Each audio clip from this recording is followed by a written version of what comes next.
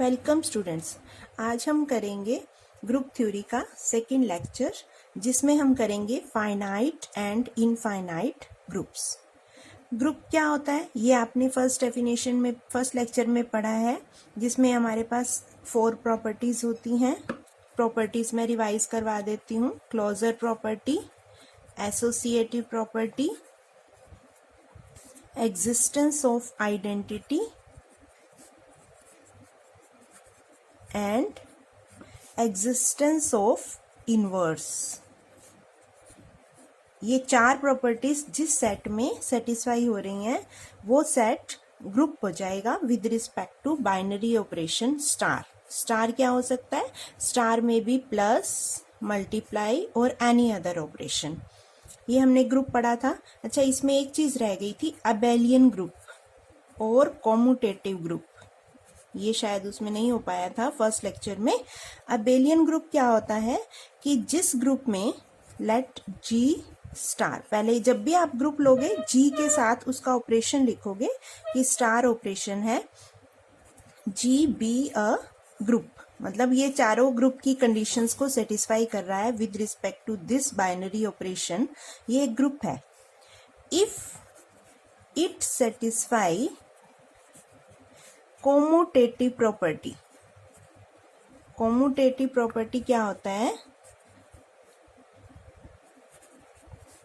That is a star b is equal to b star a for all A b belongs to G. कि अगर A B दो elements लिए हमने जी के, ए और बी को मल्टीप्लाई किया या ऐड किया, बी और ए को किया मल्टीप्लाई या ऐड, जो भी जिस टाइप का भी ऑपरेशन है, तो अगर ये दोनों वैल्यूज इक्वल आ जाती हैं तो हम कहते हैं जी कॉम्यूटेटिव प्रॉपर्टी को सेटिस्फाई कर रहा है और इसका नेम बन जाता है then G is an abelian group. Abelian group हो जाता है। अब आप कहोगे कि ए स्टार बी और बी स्टार ए तो होता ही है इक्वल। ये जरूरी नहीं है, ठीक है। इंटीजर्स में होता है कि अगर हम 2+3 करें, 3+2 करें, या रियल नंबर्स में होता है, कॉम्प्लेक्स नंबर्स में होता है। बट अगर हम मैट्रिक्स का एग्जाम्पल लें तो आपने पढ़ा होगा कि इन मैट्रिक्स का अगर कोई सेट है, मैट्रिसेस में क्या होता है कि a multiply b, a into b need not equal to b into a, कि ए को बी से मल्टीप्लाई करे या बी को ए से करे, जरूरी नहीं है वो इक्वल आए। Then the set of matrices, जो भी मैट्रिसेस का सेट होगा, कि वो मैट्रिसेस चाहे रियल नंबर्स की हैं चाहे इंटीजर्स की हैं, इज नॉट अबेलियन, कि ये अबेलियन ग्रुप नहीं होगा। ऐसे आप एग्जाम्पल ले सकते हो। अबेलियन ग्रुप समझ आ गया, ग्रुप समझ आ गया। उसके बाद हम फाइनाइट और इनफाइनाइट ग्रुप की बात करेंगे, फिर हम इसके एग्जाम्पल्स करेंगे। फाइनाइट ग्रुप क्या होता है? If a group has finite number of elements, कि जिस ग्रुप में नंबर ऑफ एलिमेंट्स फाइनाइट हों। If a group has finite number of elements then the group is said to be a finite group. Otherwise infinite, अगर इसमें infinite number of elements हैं तो infinite group हो जाएगा, finite number of elements हैं तो finite group हो जाएगा। फॉर एग्जाम्पल, इसमें हम एग्जाम्पल लेते हैं, let G is equal to 1 -1 iota minus iota. ये एक सेट है and star is equal to multiplication. Star की जगह हमने क्या लिया? मल्टीप्लीकेशन का साइन। तो आपको चेक करना है, पहले आप चेक करोगे कि क्या ये ग्रुप है, उसमें अब फिर नंबर ऑफ एलिमेंट्स देखेंगे, वो तो हमारे पास 4 है, फाइनाइट है, तो ये फाइनाइट ग्रुप बन जाएगा अगर ये ग्रुप की कंडीशन को सेटिस्फाई करेगा। तो आप चेक करेंगे क्या ये जी फाइनाइट ग्रुप है। उसके लिए हम क्या करेंगे? सबसे पहले आपको क्या चेक करना है? Closure property. क्लोजर प्रॉपर्टी में क्या होता है ये आपने पढ़ा हुआ है कि ए star b belongs to G for all A b belongs to G. अब इसमें कितने एलिमेंट्स हैं? 1 -1 आयोटा माइनस आयोटा। आपको क्या करना है, इनको चेक करना है कि 1 इंटू -1, फिर -1 into iota, iota into minus iota into 1, minus iota into -1, minus iota, मतलब हर एलिमेंट की हर दूसरे एलिमेंट से हमने मल्टीप्लीकेशन चेक करनी है। अब इसको कैसे चेक कर सकते हैं कि आप पहले 1 लो फिर सबके साथ करो, फिर -1 लो उसको सबके साथ करो। तो इसको हम चेक करने के लिए एक कॉम्पोजिशन टेबल बनाते हैं। कॉम्पोजिशन टेबल, किसी भी फाइनाइट ग्रुप को चेक करने के लिए आप एक कॉम्पोजिशन टेबल बनाएंगे। उसमें क्या होगा कि जितने नंबर ऑफ एलिमेंट्स हैं उतनी आपको रोज लेनी है। 4 नंबर ऑफ एलिमेंट्स है, 4 रोज ले ली, और 4 ही कॉलम्स लेने हैं, 1 2 3 4। ठीक है, उसमें आपको क्या करना है कि ऊपर एलिमेंट्स लिखने हैं, इधर भी एलिमेंट्स लिखने हैं। यहां हमने ऑपरेशन लगाना है मल्टीप्लिकेशन का।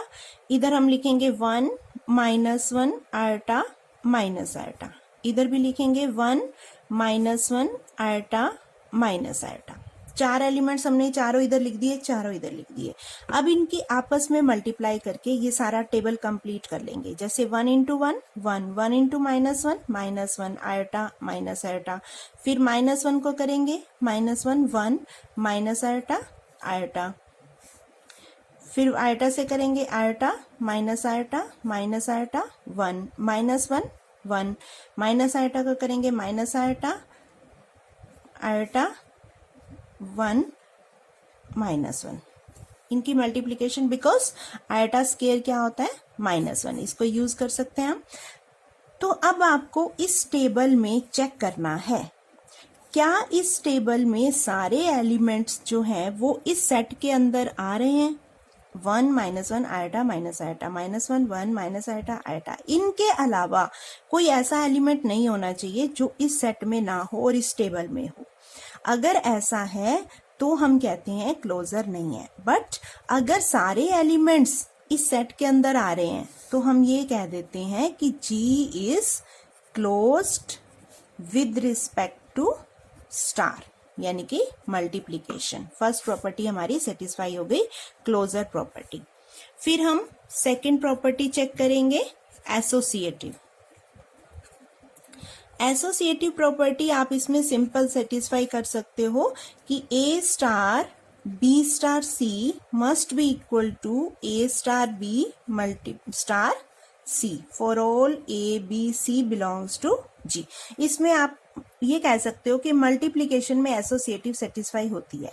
एक्चुअली सब्ट्रैक्शन और डिवीजन में ये सेटिस्फाई नहीं होती। एडिशन और मल्टीप्लिकेशन में ऑब्वियसली हम लिख सकते हैं, चाहे कोई भी सेट हो, चाहे वो मैट्रिसेस हो, चाहे फाइनाइट हो, चाहे इनफाइनाइट हो, हर सेट में ये प्रॉपर्टी सेटिस्फाई होती है फॉर मल्टीप्लिकेशन। ये आप ऑब्वियसली ले सकते हो। We know that A multiply B multiply C is equal to A multiply B multiply C for all A B C belongs to G। ये प्रॉपर्टी सेटिस्फाई हो रही है, सेकंड हो गई हमारी। उसके बाद आपको देखना है एग्जिस्टेंस ऑफ, नेक्स्ट प्रॉपर्टी क्या होती है, existence of identity element. Identity element के लिए फिर हम इसी टेबल पे वापस आएंगे। फाइनाइट ग्रुप की जब हम बात करते हैं तो सारा हमारी प्रॉपर्टीज इस टेबल पे ही डिपेंड करेंगी। तो हमें ये चेक करना है किस कॉलम के अंदर या किस रो के अंदर वैल्यूज रिपीट हो रही हैं। जैसे 1 का 1 आ गया, -1 का 1, आयोटा का आयोटा, माइनस आयोटा का आयोटा। जैसे इस कॉलम में रिपीट नहीं हो रही, 1 की जगह -1 आ रहा है, -1 की जगह 1 आ रहा है, तो ये सेम नहीं आ रही। जिस कॉलम में या रो में सेम आ रही है उसके सामने क्या एलिमेंट है आपको वो देखना है। तो हमने देखा, चाहे हम रोज में देखें चाहे कॉलम में देखें, 1 के सामने वाली सारी एलिमेंट्स रिपीट हो रहे हैं, सेम वही आ रहे हैं जो हमने स्टार्टिंग में लिए थे। तो इसमें हम देखेंगे फ्रॉम द टेबल अबोव, कि ऊपर वाला टेबल हमने ऑब्जर्व किया, वी ऑब्जर्व दैट 1, जो एलिमेंट 1 है, 1 is the identity element of G, that is A star 1 is equal to A is equal to 1 star A for all A belongs to G, then 1 is E, identity of G. 1 क्या बन गया? G की identity. उसके बाद हम बात करते हैं fourth, existence of inverse. Existence of inverse में आपको क्या करना है, जैसे 1 का इनवर्स निकालना है तो 1 की लाइन में 1 कहाँ आ रहा है? 1 के साथ ही मल्टीप्लाई करने से आ रहा है, तो 1 का इनवर्स 1 हो गया. -1 की लाइन में 1 कहाँ आ रहा है ये आपको चेक करना है. -1 की लाइन में 1 आ रहा है -1 के सामने, इट मीन्स -1 का इनवर्स हो गया -1. आयोटा का इनवर्स क्या होगा? आयोटा वाली लाइन में देखेंगे 1 कहाँ आ रहा है? माइनस आयोटा के सामने, तो आयोटा का इनवर्स हो गया -1. ऐसे ही माइनस आयोटा वाली लाइन में 1 कहाँ आ रहा है? आयोटा के सामने, तो -1 का इनवर्स हो गया आयोटा. तो इस टाइप से हम चेक करेंगे कि 1 जहां 1 आ रहा है, जिस एलिमेंट के सामने अपोजिट में 1 बन रहा है, आइडेंटिटी 1 हमने आइडेंटिटी 1 निकाली, इसलिए 1 को चेक करना है कि 1 किसको किससे मल्टीप्लाई करने से 1 आ रहा है, वो एलिमेंट उसका इनवर्स हो जाएगा. फिर हम इसमें लिखेंगे from the table, composition table, we observe that, we get that 1 का इनवर्स 1, -1 का इनवर्स -1, आयोटा का inverse minus iota and minus iota का इनवर्स आयोटा. ये हमने हर एलिमेंट का इनवर्स निकाल दिया, क्योंकि आपको क्या चेक करना है कि each element has its inverse. Thus for each A लिखेंगे क्या हम? For each A belongs to G there exist B belongs to G such that A star B is equal to identity. Her A के लिए एक B होगा कि A star B identity बन जाए. It means G has inverse of each element, या ये कह सकते हो each element has inverse in G. तो हमने चारों प्रॉपर्टी सेटिस्फाई की इस ग्रुप के अंदर, इस G सेट के अंदर जिसमें 4 एलिमेंट्स हैं, वो ग्रुप की चारों कंडीशंस को सेटिस्फाई कर रहा है, तो G क्या बन गया? ग्रुप. और इसको हम कहेंगे finite group. This is finite group. Thus G is equal to 1 minus 1 iota minus iota is a finite group. अब इसको आप एक और प्रॉपर्टी चेक कर सकते हो इसमें, अबेलियन ग्रुप. क्या ये G अबेलियन है? उसके लिए अगर हम वापस कॉम्पोजिशन टेबल पे आए, फ्रॉम कॉम्पोजिशन टेबल, अब इसमें क्या चेक करना है आपको? वापस हम आते हैं कॉम्पोजिशन टेबल पे. आपको चेक करना है कि जो रो में एलिमेंट्स हैं, जो फर्स्ट रो में एलिमेंट्स हैं, क्या वो फर्स्ट कॉलम में भी हैं? फिर जो सेकेंड रो में एलिमेंट्स हैं -1 1 माइनस आयोटा आयोटा, वही सेकेंड रो में भी हैं -1 1 माइनस आयोटा आयोटा. ऐसे ही थर्ड रो में और थर्ड कॉलम में सेम होने चाहिए, फोर्थ रो में और फोर्थ कॉलम में. अगर ये एलिमेंट सेम आ जाते हैं तो हम ये कह सकते हैं कि चाहे हम इसको इससे मल्टीप्लाई करें या इसको इससे मल्टीप्लाई करें, वो एलिमेंट सेम ही होगा. कि ये कॉलम और ये रो सेम है, थर्ड कॉलम और थर्ड रो सेम है, सेकंड कॉलम और सेकंड रो सेम है. तो हम ये लिख सकते हैं कि वी ऑब्जर्व दैट और we get that G is abelian group. कि ये अबेलियन ग्रुप भी है, because A star B is equal to B star A for all A B belongs to G. तो हमने G को फाइनाइट अबेलियन ग्रुप प्रूव कर दिया. अब आपने क्या करना है कि इसके लिए एक और सेट मैं लिख रही हूँ, ये आप ट्राई करोगे कि G is equal to 1 omega, omega पढ़ा हुआ है आपने, cube root of unity, omega square. ये एक सेट है जिसमें 3 एलिमेंट्स हैं with respect to multiplication. Star क्या है? Multiplication is an abelian group. आपको शो करना है. सेम ऐसे ही कॉम्पोजिशन टेबल बनाएंगे और सारी प्रॉपर्टी चेक करेंगे. और इसमें ये ध्यान रखना है, ओमेगा क्यूब जो होता है वो 1 होता है, because omega is cube root of unity, therefore omega cube is equal to 1। तो ये आप प्रॉपर्टी यूज करेंगे और इसको प्रूव करेंगे कि ये भी एक अबेलियन ग्रुप है। इस टाइप से हम फाइनाइट ग्रुप के एग्जांपल्स कर सकते हैं। अब हम एक ऐसे सेट लेते हैं जिसमें फाइनाइट नहीं है, आपको चेक करना है कि क्या वो ग्रुप है या नहीं। फाइनाइट तो है बट ग्रुप नहीं है। तो एक और हम एग्जांपल लेते हैं, जैसे 1 और -1 ले लिया, ठीक है। फिर g is equal to iota minus iota, ये ले लिया। अब इन दोनों में से आपको देखना है कौन सा ग्रुप है कौन सा नहीं है।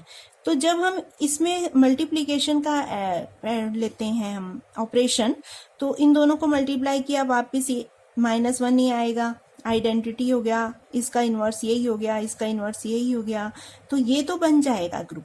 बट जब हम आयोटा और माइनस आयोटा लेते हैं तो we see that iota into minus iota क्या होता है 1, which doesn't belongs to G।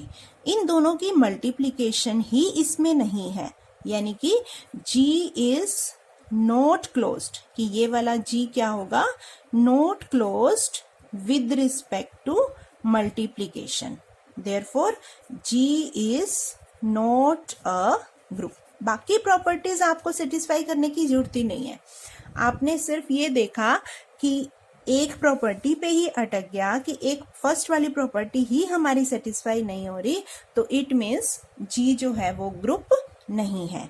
बाकी प्रॉपर्टीज आपको चेक नहीं करनी, ठीक है। ये तो हो गए फाइनाइट ग्रुप के एग्जाम्पल।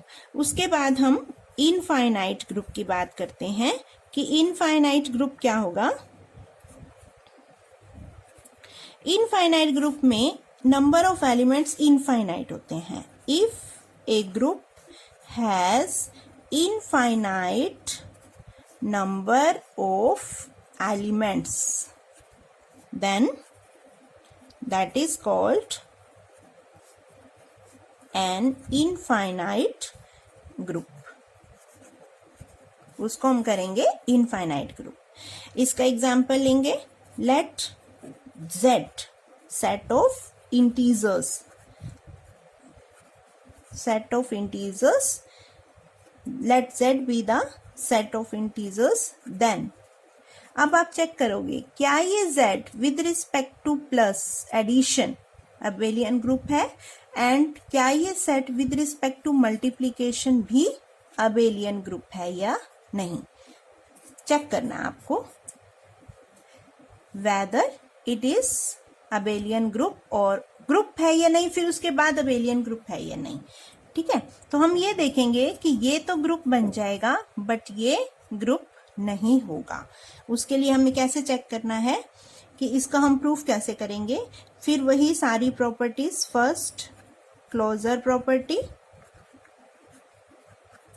उसमें आप देखोगे कि कोई भी दो इंटीजर ले लो, a plus b, again that is an integer for all A b belongs to ji.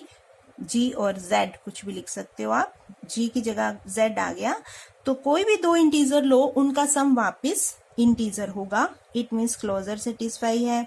Associative भी आप जैसे मल्टीप्लीकेशन में यूज करते हो कि a प्लस बी प्लस सी, ऐसे ही एडिशन में भी एसोसिएटिव प्रॉपर्टी ऑलवेज सेटिस्फाई होती है for all A B C belongs to z। कि कोई भी तीन इंटीजर ले लो, a प्लस, अगर आप पहले b प्लस सी करो फिर a उसमें प्लस करो, या पहले a प्लस b करो फिर c प्लस करो, आंसर सेम आएगा।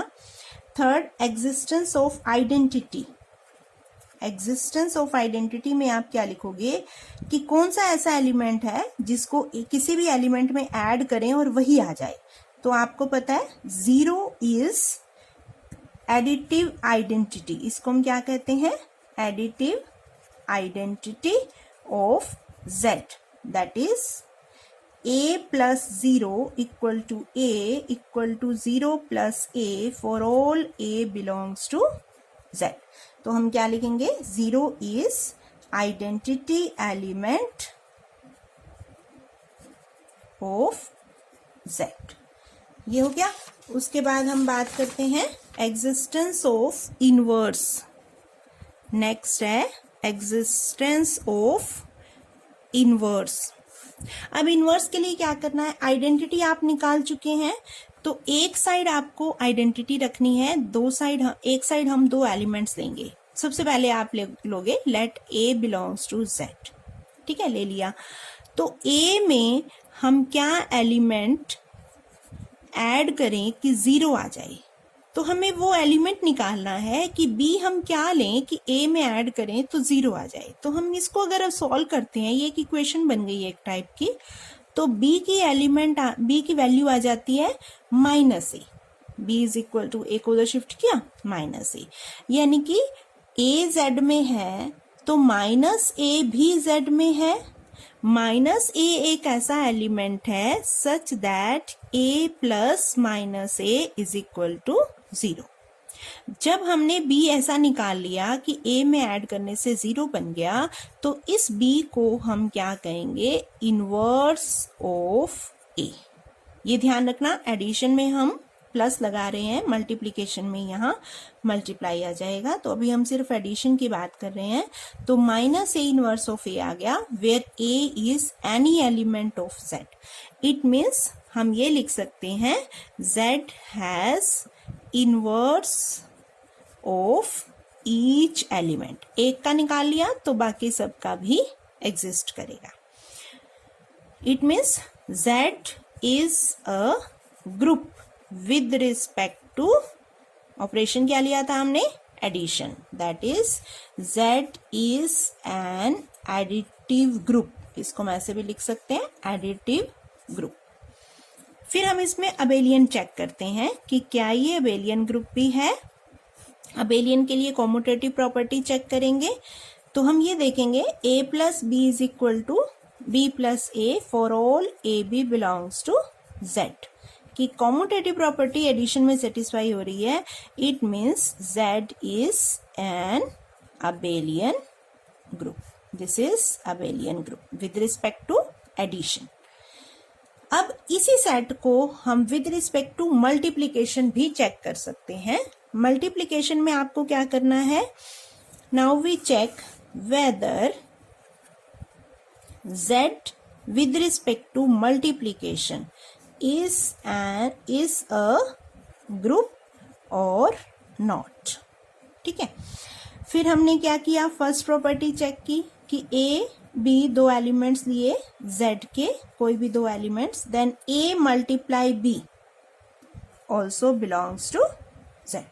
ठीक है, a मल्टीप्लाई b z में होता है, because product of two integers is always an integer, की कोई भी दो इंटीजर लो, उनको मल्टीप्लाई करो, वापस एक इंटीजर आ जाएगा।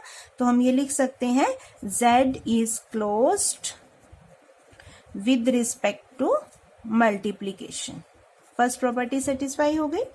फिर सेकेंड एसोसिएटिव आपको बताया ही था कि मल्टीप्लाई में ये एसोसिएटिव, एडिशन और मल्टीप्लाई में आप डायरेक्ट लिख सकते हो कि for all A B C, ये प्रॉपर्टी भी सेटिस्फाई हो गई, एसोसिएटिव प्रॉपर्टी भी सेटिस्फाई हो गई z में। ठीक है, फिर थर्ड हम आइडेंटिटी की बात करते हैं। तो मल्टीप्लीकेशन में आइडेंटिटी क्या होती है, 1 belongs to z is such that a multiply 1 is again a is 1 multiply a is also again a, implies 1 is identity of z। अब बात आती है फोर्थ प्रॉपर्टी की, इनवर्स की। जब हम इनवर्स की प्रॉपर्टी चेक करेंगे, तो जैसे हमने एडिशन में किया था, एक एलिमेंट a लिया, अब a को b से मल्टीप्लाई किया जो 1 के इक्वल आना चाहिए, जैसे 0 था यहाँ 1 आ गया। तो यहां से जब हमने b की वैल्यू निकाली तो वो क्या आ गई, 1/a। अब ये आपको चेक करना है कि क्या 1/a z में होता है, a कुछ भी हो, क्या उसका रेसिप्रोकल भी z में होगा, जो कि नहीं होगा, because if 2 belongs to z then 1/2 doesn't belongs to z।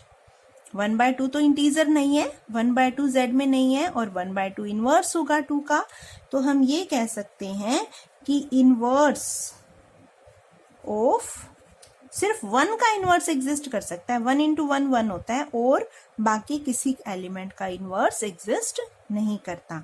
तो inverse of elements of Z need not belong to Z। उसके लिए आप एग्जाम्पल दे सकते हो कि 2 belongs to Z, then 1/2 doesn't belongs to Z। जब एक भी एलिमेंट ऐसा आ जाए जिसके लिए प्रॉपर्टी सेटिस्फाई नहीं हो रही, तो हम ये लिखते हैं Z is not a group, कि Z ग्रुप नहीं है with respect to multiplication. Addition में ये ग्रुप था, अबेलियन ग्रुप भी था, बट मल्टीप्लिकेशन में ये ग्रुप भी नहीं है। उसके बाद अबेलियन तो हमें चेक करने की जरूरत ही नहीं है।